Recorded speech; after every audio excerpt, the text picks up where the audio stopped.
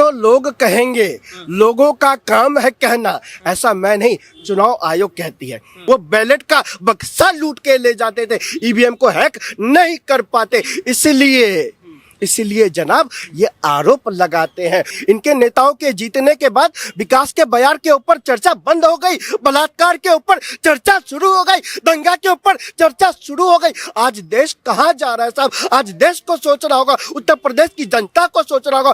2027 में उत्तर प्रदेश के चुनाव में ऐसा माहौल लिखेगा उत्तर प्रदेश की जनता हो, उत्तर प्रदेश का किसान हो, युवा हो, बेटियां हो, दलित हो, शोषित हो, पीड़ित हो, अगड़ा हो, पिछड़ा हो, हर एक वर्ग एक हो जाएगा। कि टोटी भैया तो गुंडा पाले हुए हैं, वो गुंडा उनका जाएगा, उनका गुंडा टोटी भैया का जाएगा लूट करके और उसको डकैती करके ले आएगा। पिंकी भी बोली थी, मैं लड़की हूँ, लड़ सकती हूँ, मेरा चोंच और नाक जो है ना मेरा दादी से मिलता है। पिंकी वड्राइन जी, लाल टोपी का मतलब खतरा।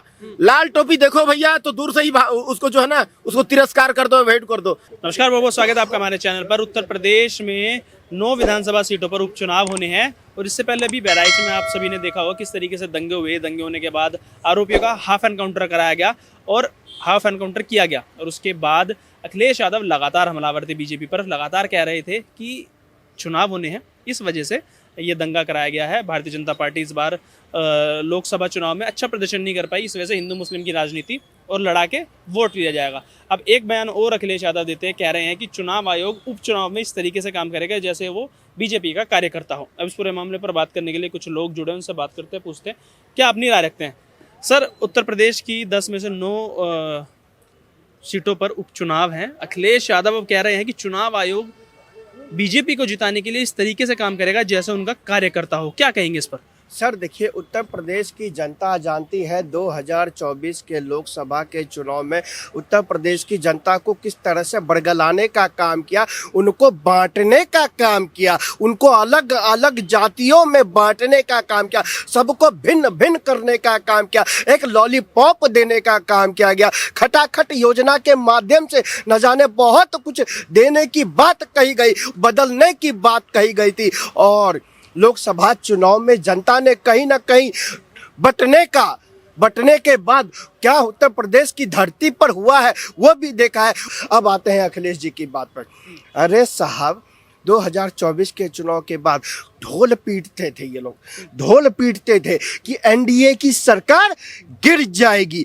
अखिलेश यादव जी, ये इंडी वाले, कहते थे चच्चा पलट जाएंगे। अरे भैया, अखिलेश भैया, आपको एनडीए के चच्चा की चिंता थी, आपने अपने चच्चा का ख्याल नहीं रखा, आपने अपने चच्चा को गच्चा देने का काम किया। चच्चा ने सोचा कि हमको बिटवा विधानसभा में नेतवा बनाएगा, लेकिन अखिलेश जी आपने चच्चा को ऐसा गच्चा दिया, चच्चा का नंबर काटने का काम किया। बात कर रहे हैं वो तो चुनाव आयोग पे पूरा आरोप डाल दिया, सीधा खुल के कह रहे हैं कि बीजेपी के कार्यकर्ताओं की तरह काम किया था, करेंगे। जैसा आपने देखा हरियाणा में चुनाव हुए, दोबारा ईवीएम पे बवाल हुआ, कह रहे हैं 99% ईवीएम कैसे चार्ज हुई। तो चुनाव आयोग मिला हुआ है क्योंकि लोकसभा के जो यूपी में नतीजे आए उससे बीजेपी डर गई है। अब दोबारा 9 सीटें हैं, 9 में से 9 तो जीत जाएंगे ऐसे वो। कुछ तो लोग कहेंगे, लोगों का काम है कहना, ऐसा मैं नहीं, चुनाव आयोग कहती है।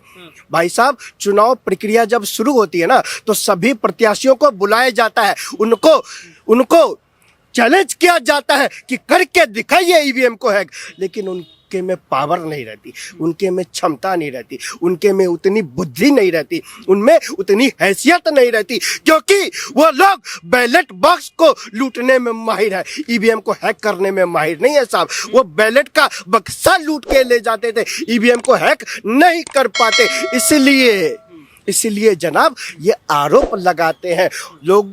कुछ तो लोग कहेंगे, लोगों का काम है कहना, चुनाव आयोग ने ऐसे ही कुछ नहीं कहा। अब आते हैं आपकी बात पे। अखिलेश यादव जी को पता है, अखिलेश यादव जी को पता है कि 2024 में जिस तरह से बांटने की राजनीति हमने की उसमें तो हमने विजय हासिल किया, लेकिन उनके कार्यकर्ताओं ने बिटिया का बलात्कार हो, चाहे दंगा आपको देखना हो जिस हिसाब से दंगा हुआ, चाहे मोहित खान हो, चाहे नवाब सिंह यादव हो, चाहे कुछ भी आप देख लीजिए, उनके कार्यकर्ता हर जगह फंसते और फंसाते आपको नजर आए। बैलेट बॉक्स पे इसलिए आना चाहते हैं क्योंकि वो जो बूथ कैप्चरिंग होती थी पहले, दोबारा वो समाजवादी पार्टी के राज में आने वाला है और ईवीएम से इसीलिए चिड़े हुए हैं क्योंकि ईवीएम के साथ कोई छेड़छाड़ की नहीं जा सकती। एक बात बताइए साहब, 2024 के चुनाव से पहले मैं वही तो आपको बताना चाहता हूं कि पहले विकास की बयार की बात होती थी, लेकिन इनके नेता जीतने के बाद, इनके नेताओं के जीतने के बाद विकास के बयार के ऊपर चर्चा बंद हो गई, बलात्कार के ऊपर चर्चा शुरू हो गई, दंगा के ऊपर चर्चा शुरू हो गई। आज देश कहां जा रहा है साहब? आज देश को सोचना होगा, उत्तर प्रदेश की जनता को सोचना होगा, और उत्तर प्रदेश की जनता ने मन बना लिया है कि हम जो बटे थे अब न बटेंगे न कटेंगे, अब लड़ेंगे इन भ्रष्टाचारियों से, अब लड़ेंगे इन चोरों से। और उत्तर प्रदेश की जनता ने ऐसा मन बनाया, अखिलेश यादव जी ने उत्तर प्रदेश की जनता का मन भांप लिया है और उन्होंने देख लिया कि हमारे नेताओं को किस तरह से फटकारा जा रहा है। अयोध्या के सांसद की हिम्मत नहीं कि वो दिन के उजाले में अयोध्या नगरी में प्रवेश कर सके, वो प्रवेश नहीं करते। तभी तो हम कहते हैं कि अखिलेश यादव जी ने मन भांप लिया है कि 9-10 में से 10 की सीट जाने वाली है। अरे साहब, अभी तो ये सेमीफाइनल है। 2027 में उत्तर प्रदेश के चुनाव में ऐसा माहौल लिखेगा उत्तर प्रदेश की जनता हो, उत्तर प्रदेश का किसान हो, युवा हो, बेटियां हो, दलित हो, शोषित हो, पीड़ित हो, अगड़ा हो, पिछड़ा हो, हर एक वर्ग एक हो जाएगा। न वो बटेगा न वो कटेगा, वो सिर्फ और सिर्फ लड़ेगा, चाहे वो भ्रष्टाचार हो, चाहे वो गद्दार हो, चाहे वो बांटने वाले हो, और लड़कर जवाब देगा, वोट के चोट से जवाब देने का काम करेगा। कुछ लोग और जुड़े उनसे बात करते हैं, जैसे ये कह रहे थे, युवा है हमारे साथ, बोल रहे हैं, कह रहे हैं कि बैलेट पेपर पे चुनाव इसलिए अखिलेश यादव की पार्टी इसलिए करवाना चाहते हैं क्योंकि कैप्चरिंग होती थी, और अखिलेश यादव आरोप लगाते हैं कि ईवीएम हैक हो जाती है। चुनाव आयोग इस तरीके से काम करता है कि जिस तरीके से बीजेपी का कार्यकर्ता हो। क्या कहेंगे इस बयान को चुनाव से पहले? बैलेट पेपर से चुनाव करने से क्या होता है ना कि उसमें धांधली कर सकते हैं, उसको लूट सकते हैं अपना गुंडा भिजवा करके, क्योंकि टोटी भैया तो गुंडा पाले हुए हैं। वो गुंडा उनका जाएगा, उनका गुंडा टोटी भैया का जाएगा, लूट करके और उसको डकैती करके ले आएगा, और अगर नहीं लूट पाया तो उसमें इंक डाल देगा, जिससे सारा का सारा जो है ना पेपर खराब हो जाएगा, वो चौपट हो जाएगा। तो ईवीएम का जो जिनको अगर सवाल उठाने का माने ज्यादा शौक है तो आप हमारे पास आइए दिल्ली में हमारे पास आकर के मैं उनको चैलेंज देता हूँ, जो भी मेरा बात सुन रहा है ना, आप दिल्ली में आइए मेरे पास, और मैं आपको चैलेंज देता हूँ कि मेरे साथ आइए और आ करके मेरे को जहां जहां साइन करने बोलिए वहां साइन कर देंगे, लिखा पढ़ी अंगूठा पत्ती जहां जहां करना है कर देंगे। आप आइए मेरे साथ चल करके चुनाव आयोग ऑफिस चलिए, कमिश्नर ऑफिस, चुनाव का इलेक्शन कमिश्नर ऑफिस चलिए, चल करके वहां पर अपने साथ टेक्निकल एक्सपर्ट लेते आइएगा, आ करके वहां चल करके प्रूव कर दीजिए कि भैया ये जो है ना पॉसिबल है, ईवीएम हैक हो सकती है, इसमें फ्रॉड हो सकती है, इसमें 420 सही हो सकती है, तो मैं उसको अपना पॉकेट से 1 लाख रुपया इनाम दूंगा। भारतीय जनता पार्टी से मेरे को कोई मतलब नहीं है, आप खाली प्रूफ कर दीजिए। मैं चैलेंज करता हूं, जो भी मेरा बात सुन रहा है, मैं उसको अपना पॉकेट से 1 लाख रुपया इनाम दूंगा। खाली ये आकर के साबित कर दे दिल्ली में आकर के चुनाव आयोग ऑफिस चल करके कि ईवीएम हैक हो सकता है, ईवीएम में गड़बड़ी हो सकता है, बीजेपी या कोई भी पार्टी इसमें गड़बड़ी कर सकती है, तो मैं उसको तुरंत 1 लाख रुपया दूंगा। जैसे बोलो वैसे हम करने के लिए तैयार है। अच्छा देखिए, अब जैसे कि पाजी ने कहा कि वो 1 लाख रुपए इनाम देंगे जो दिखा सके, बता सके कि ईवीएम हैक हो गई है, लेकिन ये तो आपने ईवीएम के लिए बोल दिया। अखिलेश यादव सीधा चुनाव आयोग पर सवाल उठा रहे हैं, कह रहे हैं कि वो आने वाले उपचुनावों में इस तरीके से काम करने वाले हैं जैसे वो बीजेपी के कार्यकर्ता हो। ईवीएम पे तो विश्वास है ही नहीं, साथ ही साथ चुनाव आयोग पे भी विश्वास नहीं है। तो उस बयान को लेकर क्या कहेंगे जिसमें चुनाव आयोग को, अधिकारियों को बीजेपी का कार्यकर्ता बता दिया? ऐसे तो बोलेंगे, ऐसे बोलने वाले तो बोलते रहते हैं यार, इनका बात छोड़ो, ये जो बोलते हैं इनका बात कोई वैल्यू नहीं है। अरे चुनाव आयोग अपना तरीका से काम करेगा, इतना बड़ा अधिकारी है, इतना उनको क्या मतलब, मोदी जी क्यों इशारा करेंगे, ये करेंगे वो करेंगे, ये फालतू बकवास करते हैं, इनका बात का कोई वैल्यू नहीं है।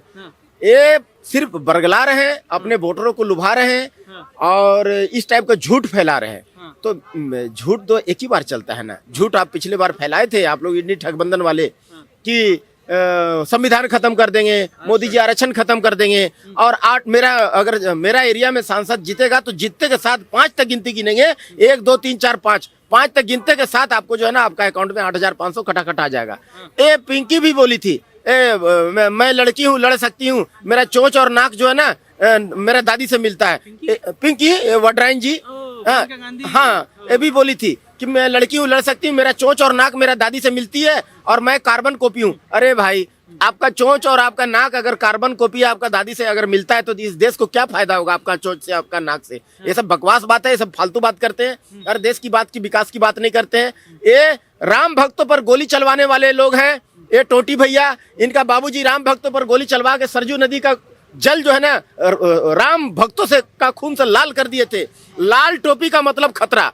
लाल टोपी देखो भैया तो दूर से ही उसको जो है ना उसको तिरस्कार कर दो, अवॉइड कर दो। ये लाल टोपी का मतलब खतरा। रामद्रोही लोग हैं, राम भक्तों पर गोली चलवाने वाले लोग हैं। इनको जो है ना एक वोट मत देना मेरे भाई, जाति में मत बटो। जाति में बटोगे तो बाबा जी बोल दिए, जाति में बटोगे भैया तो कटोगे, सीधी बात है। योगी बाबा जैसा कोहिनूर हीरा, जो कि देखिए उनको तो हम जितना जल्दी हो सके, हम तो अगर उत्तर प्रदेश वाला आपको समझ में नहीं आ रहा है योगी बाबा तो हमको दे दीजिए, हम लोग दिल्ली में ला करके उनको राजगद्दी सोने का सिंहासन प्रतीक्षा कर रही है, हम उनको प्रधानमंत्री के पद पर देखना चाहते हैं जितना जल्दी हो सके। लेकिन बहराइच पे जो आरोप लग रहा है उसमें कितनी सच्चाई नजर आ रही है कि यूपी उपचुनाव से उनको कनेक्ट किया जा रहा है कि उपचुनाव है उत्तर प्रदेश में, और जिस तरीके का इस बार का मैंडेट आया लोकसभा में, इस वजह से पूरा सिनेरियो रचा गया कि हार जाएंगे, हिंदू मुस्लिम के दंगे करवाओ और वोट ले लो। इस बयान को कैसे देखेंगे? देखिए भैया, ये सब टोटी भैया करवा रहे हैं, हिंदू मुस्लिम का दंगा टोटी भैया करवा रहे हैं, क्योंकि हम उनको मजबूत कर दिए 37 सीट दे करके। भारतीय जनता पार्टी इस पर सही फैसला नहीं ले पा रही है, क्यों? हम उनको कमजोर किए, बैसाखी हम पकड़ाए।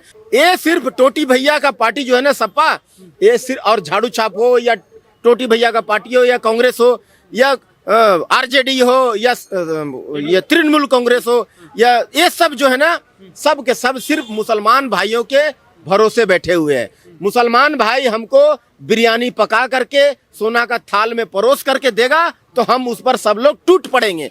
तो इन लोग उन्हीं के भरोसे, मुसलमान भाइयों के भरोसे बैठे हुए हैं मेरे भाई। तो बीजेपी क्यों नहीं करती है फिर? बीजेपी कहती है सबका साथ, सबका विश्वास, सबका विकास, क्यों नहीं कर रहे हैं मुस्लिमों के लिए कुछ भी? थोड़ा बहुत कर दोगे तो क्या पता वोट मिल जाएगा उनका तुम्हें भी। नहीं, भारतीय जनता पार्टी सबको लेके चलती है, मुस्लिम को भी लेके चलती है। कितना 522 घर दिए थे, 532 घर दिए थे, कितना वोट मिला उनको? ये भी तो देखो ना। अगर जहाँ देखो हर आदमी को दोनों लालच होता है, सुर नर मुनि के है यह रीति, स्वार्थ लागी सब करे ही प्रीति। सबको स्वार्थ चाहिए, सबको। अगर हम आपसे बात कर रहे हैं तो हमको भी स्वार्थ है कि भैया मेरे को चाय पिलाएगा।